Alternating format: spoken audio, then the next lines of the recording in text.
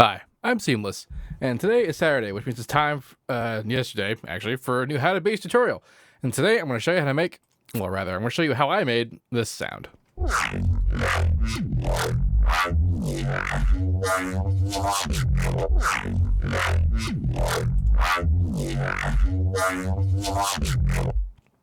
Fun stuff. I changed what I said to say that I'm going to show you how I made this because, well, I guess this is how to make this sound.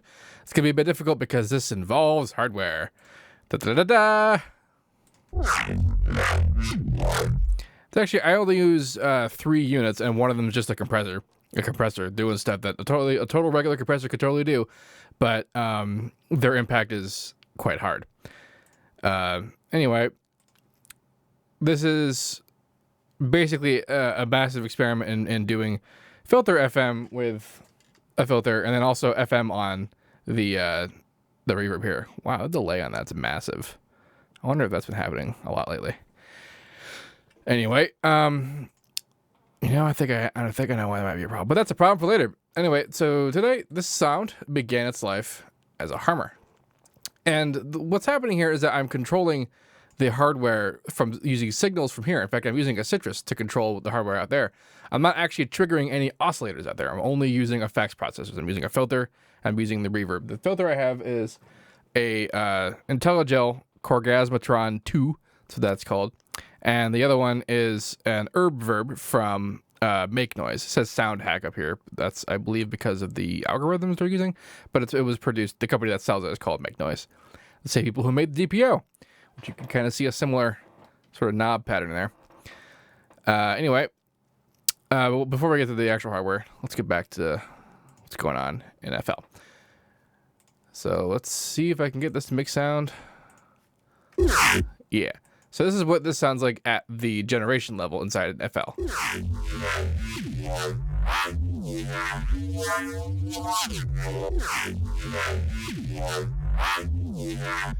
This is a harmor and a whole bunch of processing. So this is my typical kind of stuff. This is a bandpass in 3 notches. This is a bandpass in 2 notches. And these are just EQs before distortion, which are pretty similar in their EQing this, and then the compressors to bring back a level after it gets killed by the filters. But listen to what this sounds like step by step. So this is harmor.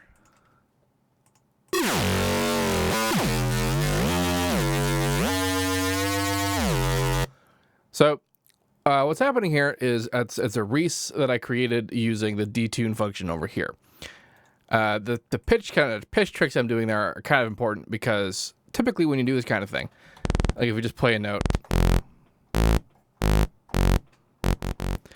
and you detune it, you can hear it actually, change pitch. And the reason why we want to do this is because what's happening is that we're moving all the harmonics away from the fundamental. Like that. But if we do it lightly, we get a particularly interesting kind of phase cancellation, which gets us the Reesing motion. Now, we can have this, but it can still sound like it's in tune. Even though our bass note is still the right note, all the other harmonics are the things that we're hearing that are creating the note, and they're no longer right. So what we're going to do is we're going to take the frequency and turn it up to 2 to 2. What this is essentially saying is that nothing changed. It's ratio 2 but divided by 2, which is the same as ratio 1 divided by 1 because that equals out to nothing. Rather, it equals out to 1. But now we can go down because when it was in 1, we can't go lower than 1. So if we do 2 and 2, we can now go below 1, fraction-wise. So this means I'm going to go down to as far down as I went up. And now it's the right note again. So if you notice,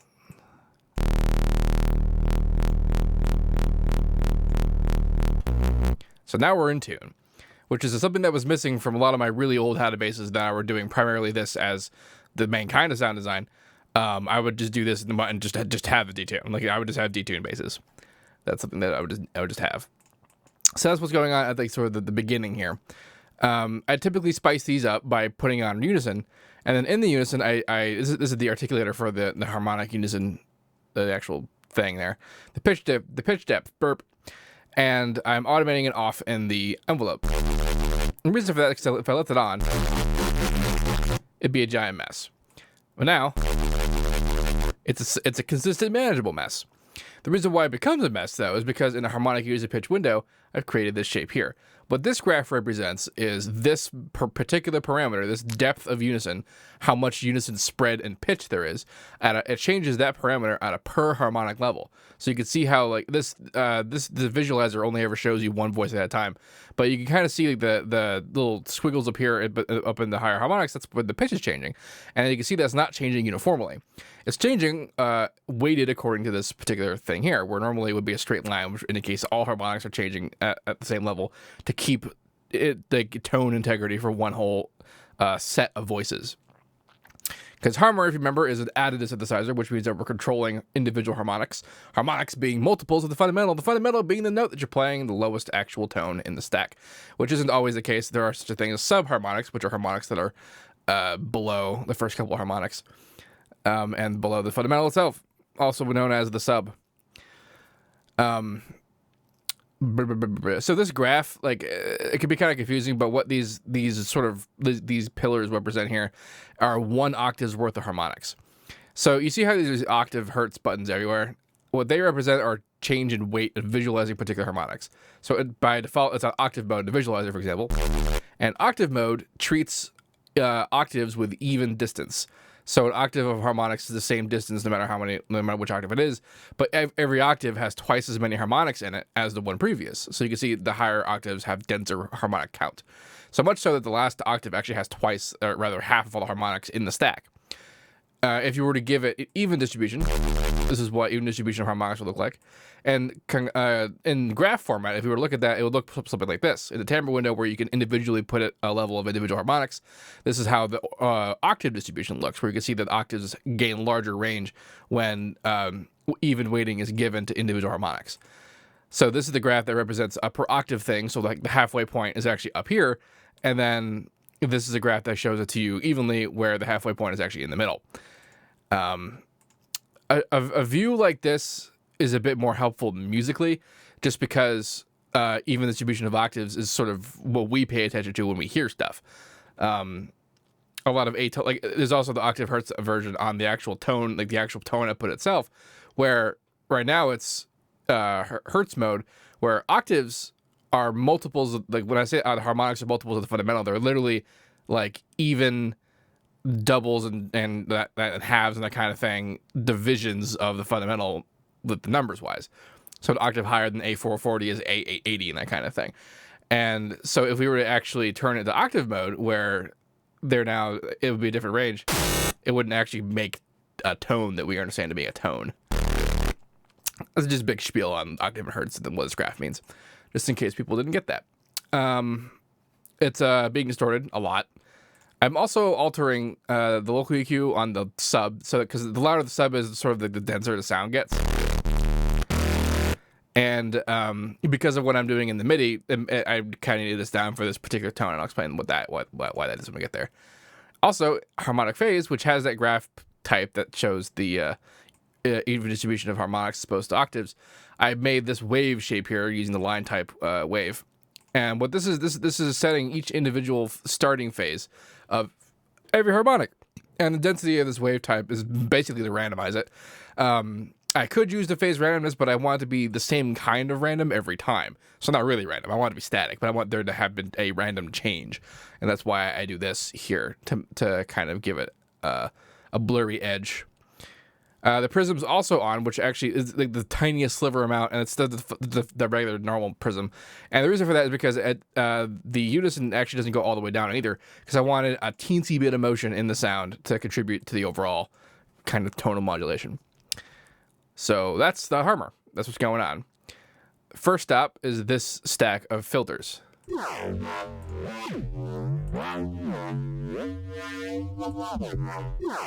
But let's talk about the MIDI here. So this note starts really high, and then we're doing slides. What's up with that? Well, the tone of the sound will actually change radically if it starts high and goes lower. And the reason for that is because we left motion on with the prism and the unison difference. The higher the pitch is, the faster that modulation actuates, including the phase cancellation of the resync.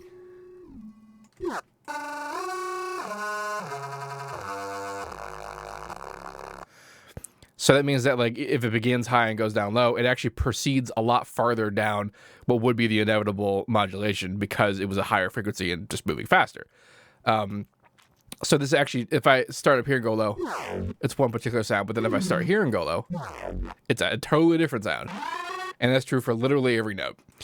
It will be a different sound on every kind of note. If you start at the same note every time, it'll have more or less the same modulation.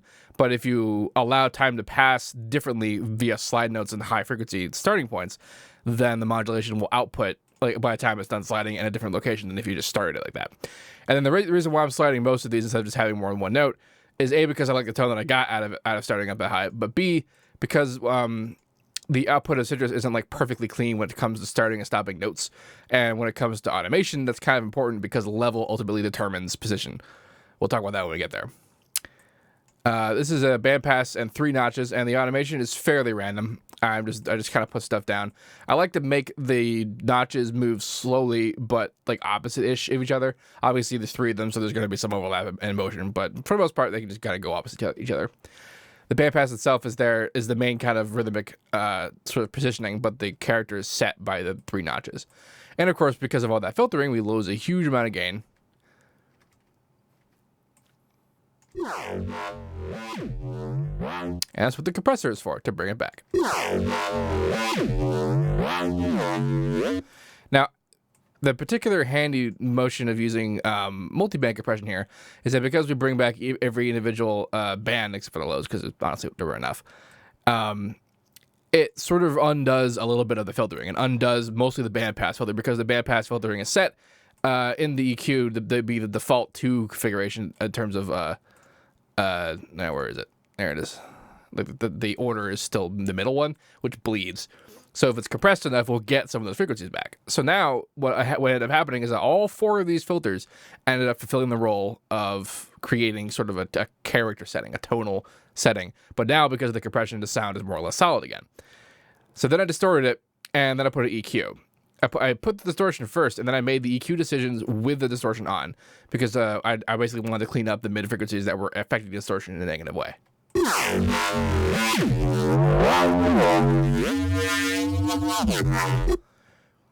And now the second layer of filters. Bandpass and 2 notches. Same deal. Now, these guys do not necessarily have to follow the original modulation. In fact, because of all the compression and distortion that we did, this is now like a solid, unmodulated sound. It has the character and tonality in there that is altered, but we don't have a rhythmic expression anymore. So now we're going to make a new one. And usually in these stacks, the bandpass is the one that creates that particular sort of setting. So here is the bandpass and the 2 notches, and they follow more or less the same kind of idea as the top one. And then over here, this is actually automating this up here, the saw versus square harmonic list. This is the timbre section. There's 2 windows. There's one with a big flat line and one with a big wavy line. What the hell does this mean, and why is the waveform different than things happening here? Because of the phase and the local EQ changes, this is actually why the shape is different, because the phase is all screwed up. And even if we're harmonically identical to a saw wave, if the phases are not in line, we don't have the actual shape of a saw wave. What these windows give us are which harmonics are active, which on the saw side is all of them in the saw series, because that's the default series that's present. And then in the square side, it's every other harmonic, which is what a square wave is. A square wave harmonically is the saw wave series, except it's every other harmonic. In fact, it's all the odd numbered harmonics, 1, 3, 5, the whole thing. So this line type just fits perfectly to get rid of every other harmonic, which creates the square wave that we know and love. And so it modulates between the saw and the square, which give us saw or square harmonics.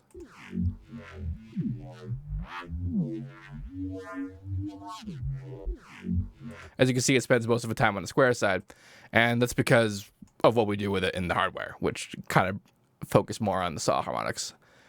Gets compressed again, more or less in the same idea, a little bit higher, but all of them now are being punched up, and then the top is mostly just limiting.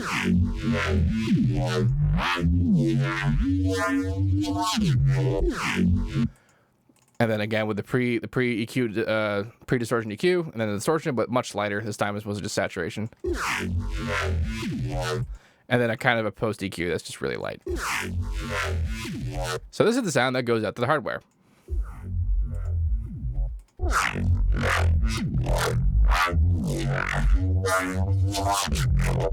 So now you can hear what the hardware is doing.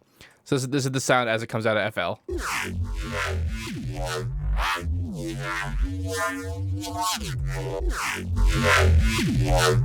And here's what it is coming out of hardware.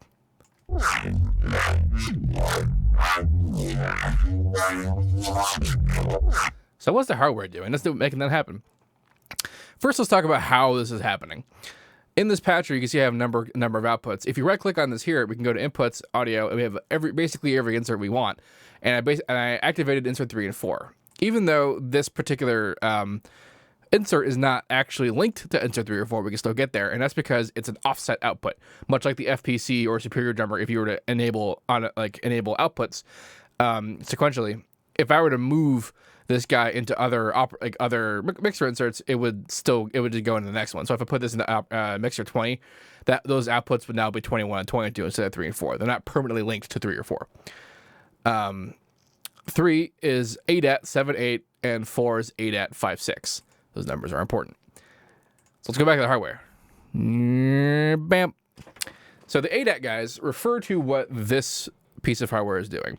This is the Expert Sleepers ES3. What this is a set of 8 outputs and an 8 at connection. The 8 at connection is just optical. It comes out the back of my audio interface and it goes into there.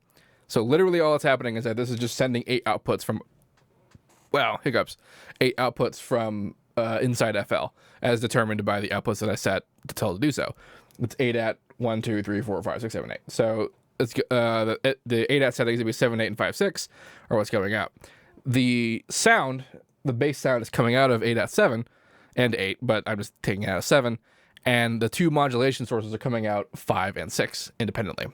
So let's talk about what the modulation sources are and why they work. This is a Citrus, and I have 2 oscillators. I have one sine wave coming out at ratio 1, which is what Harmor is set at. Citrus is ratio 2, Harmor is ratio 1, and they are the same ratio, which is to say that Citrus is by default an octave higher than Harmor. And if I wanted to be at Harmor's level, I have to put it down to a single thing like there. Now, as you see here, I panned it. I have this one pan left and this one pan right, and they're both going out the same channel into the one that's 8 at 5, 6. So that makes this one 8 at 5 and this one 8 at 6. At least I think it does. I lied. It makes the top one 8 at 6 and the bottom one, the operator 1 is 8 at 6, operator 2 is 8 at 5. But look at operator 2. Operator 2 is a flat line. What the hell is that? Well, if you go to an operator and you make a square wave, and then you turn on this button right there, it turns it into this thing. And this is just an offset of level. If we were to look at an oscilloscope to see what this looks like as a waveform, it's actually not a wave. It's just a level. It's just a solid output of level. It's a DC offset. And this is what the modular world, what the hardware world interprets as control signal. We can actually watch this in action in the other guy. Can we see the lights in the recording? Yes, we can. All right. So number 5 here, coming up top, watch the light up there, the 2 lights on top of the plug. Notice that only 1 light is being lit up here, and 2 lights are being lit up down here. This guy is the sine wave, and what these lights represent is positive and negative oscillation. So this oscillates positive and negative. This only just goes up and is up, and so it stays on. The brightness is conducive, representative of level. So what's happening is back in here, I've linked the volume of operator 2 to modifier Y, or not.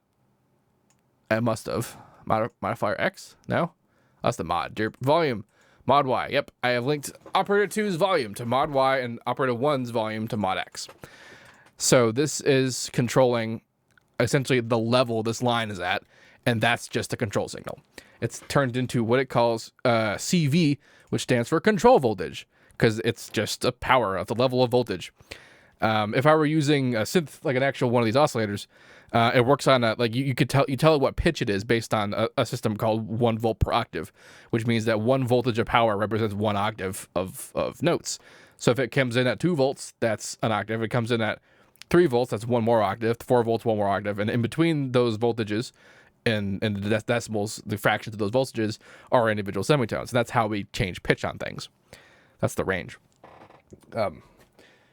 Anyway, this guy also is being controlled with volume. So it's basically the volume of the sine wave is controlling like the intensity of what that control is controlling. Let's go look at what's controlling. Stuff down here. So number 7, which is just the bass, is going into input A on just one filter of the compressor, which I'm actually only using one filter. This is 2 filters.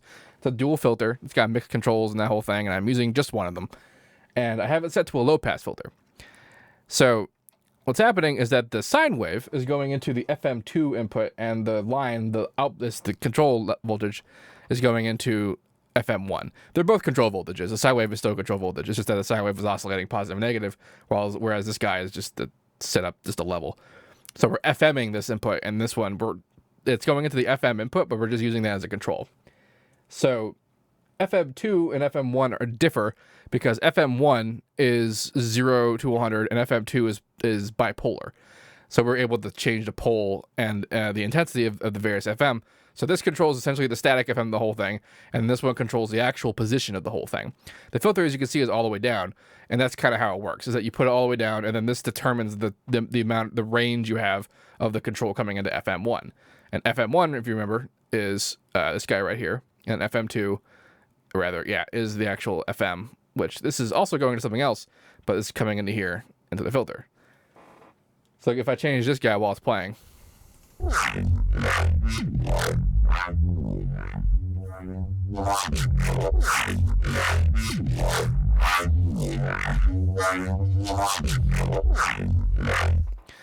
So the filter type is set down here, and this is low pass 1, which is to say it's a fairly okay low pass filter. Like, it's a good low pass filter, but like it's not as harsh as low pass 2, which would be down here. It clicks to 5 or 6 positions, so on.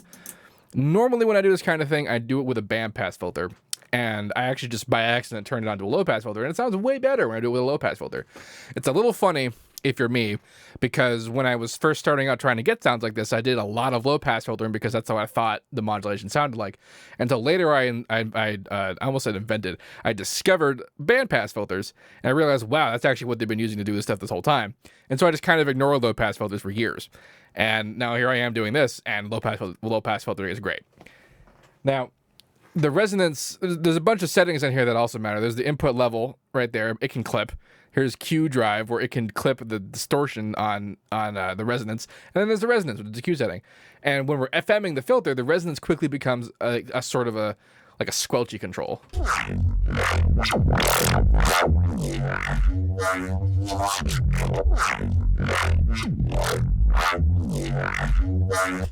So you want a little bit of it, but not a lot. What's interesting is that this whole unit, this is actually, this little side bit here is an expansion to this unit, and included in here is control to CV the resonance independently, which isn't by default available here. I'm not doing any of that, but it's cool to know that's a possibility.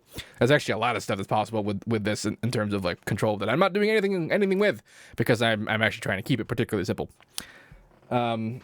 So once I do have that, I have the output coming out here. This is the mix out for both of these. I could actually just made the A out and not have involved that, but I'm used to using the mix. I thought I might use the B side, but I'm not at all. And then it goes up to a compressor.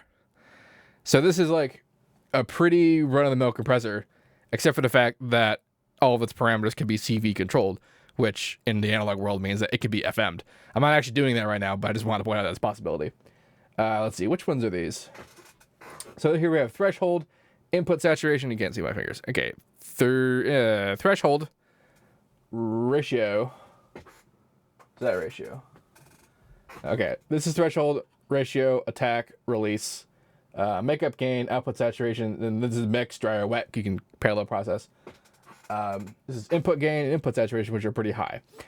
So it's compressing it much for the same reason that I compressed the other guys inside FL, with the coming out of the filter down here, made it a little weak. So I want to kind of bring it back really fast. I mean, not really fast, like actually pretty fast. Fast release, not so fast attack, but still pretty fast. So that means it's going to distort. Input saturation is on, so it's going to distort. Makeup gain's pretty loud. Threshold's low. ratio is not that high, so it's really just kind of a tingy. I'm mostly almost just using this as kind of a saturator, which I have a wave shaper, but this guy is intense as hell. And it's hard to get like light saturation. So that's sort of what this is for, to create light saturation. I mean, we can get more in depth in there, but it's not really that important. And so it's going back from here and the output into this guy, which is a reverb. Can I come here without breaking things? The answer is yes, but barely. Go back, plug. Okay. All right, so this is the Reverb from Make Noise. Now, it's actually 100% wet right now. The sound that we're hearing coming out of the hardware is 100% reverb.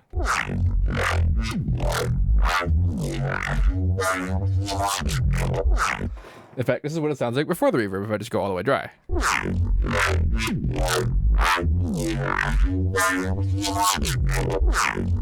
Not super far from there, but still a bit of a difference.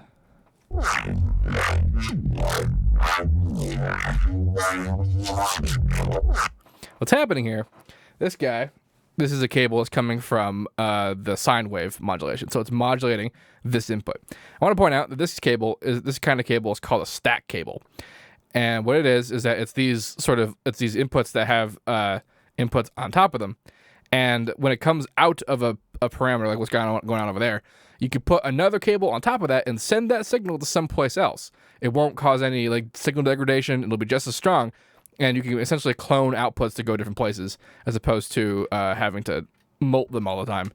A molt is this thing that's happening on the side of the ES3, this guy right there, where you plug input into here, and then the other three will become outputs cloned from the input. Stack cables, you can stack them as high as you want. Like it just becomes a problem vertically, but stack cables are especially for short things like this, like small. Like I don't want to use a whole molt just to have two of these, so that's much more efficient. But the parameter that I'm moving with, which was almost wrong just then, this is the size control. You can see how every parameter on this reverb has CV control. This reverb is sweet as hell. It's a digital reverb, and the way you know it's digital reverb is because it doesn't have an external tank with a spring in it, or it doesn't have XLR outputs to a room with a mic in it, because this is a digital reverb, and analog reverbs are huge. There are smaller analog reverbs, but they're not like kind of big stuff, and the like digital reverbs have long been the standard when it comes to like reverb devices. Anyway, but this can do a lot of stuff. Like it can do shimmery stuff, and by shimmery stuff I mean like Valhalla shimmery stuff. I think like the term shimmer is actually a class of reverb, but it's that pitchy kind of change thing. It's a bunch of stuff it can do, but it has the pretty typical sort of controls of reverb. It's got depth, decay, pre-delay, size, and the other ones that are a little bit weird is speed, which is a control of the modulation of the depth internally, absorb, which is kind of like high dampening, but it's a little bit weird. It's not really like high dampening. Tilt, which is basically just like it angles the reverb at a high frequencies or the low frequencies so that you can be like, it's a little bit of like a tonal control. And then there's the dry wet. So we're modulating the size. Like if I didn't have this in here,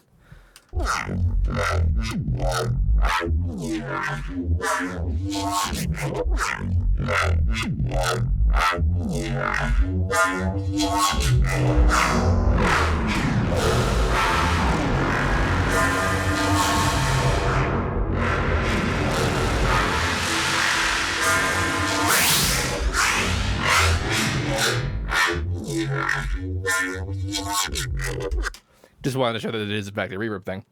And what we're FMing is this size of the reverb, which, as you saw when I was moving it around, kind of felt a little bit pitchy when I move it. So when we FM it, it gets a little bit pitchy.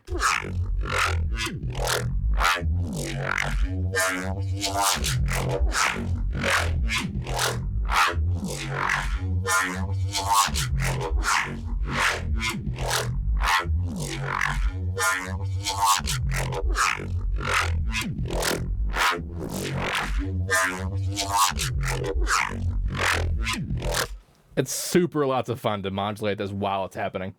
I actually could automate that. I could automate the position change plus the FM. It would be, I would have to change how my output signals from the Citrus work, but I just didn't feel like doing that because I'm lazy. So this knob down here controls.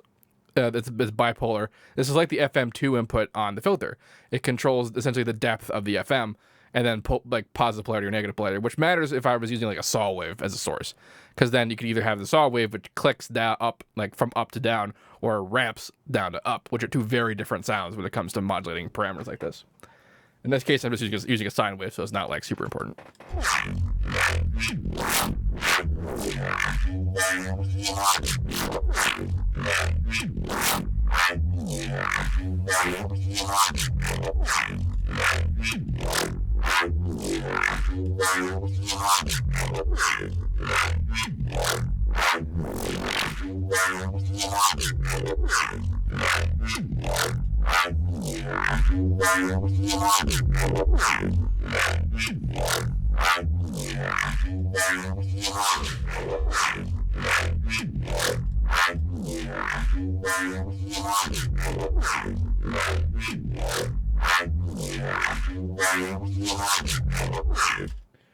And that's the sound. And this is going out to the amplifier, which is going out to input 12 inside FL. What? Back to FL. Been a while. Input 12 is over here, and then I have an EQ. Messing around with it a bit. This is what comes out dry.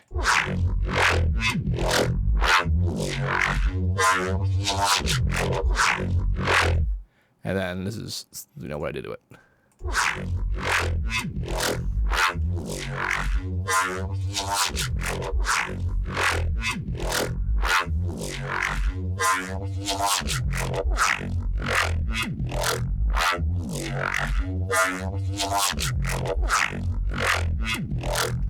And so yeah, that's the sound.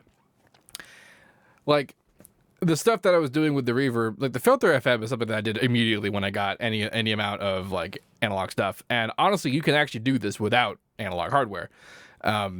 If you get Reactor 6 and use the blocks, it's essentially designed to be exactly like this kind of hardware, the Eurorack modular synths. It's still got some limitations, and there aren't that many blocks, and there aren't like reverb devices. There's like a flanger though, and you can audio rate modulate that, which is pretty sweet. The limitation is usually the fact that we're audio rate modulating stuff, which is difficult to do digitally.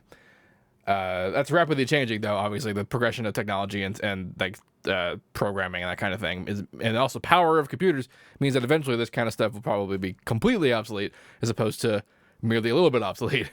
For the time being though, CV control of reverbs is dope as hell.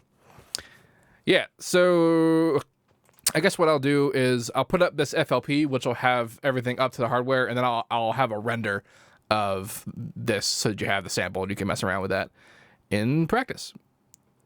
Yeah, if you have any questions about this, please let me know. Don't forget to like, comment, subscribe, and all that good stuff. And as usual, have a nice day.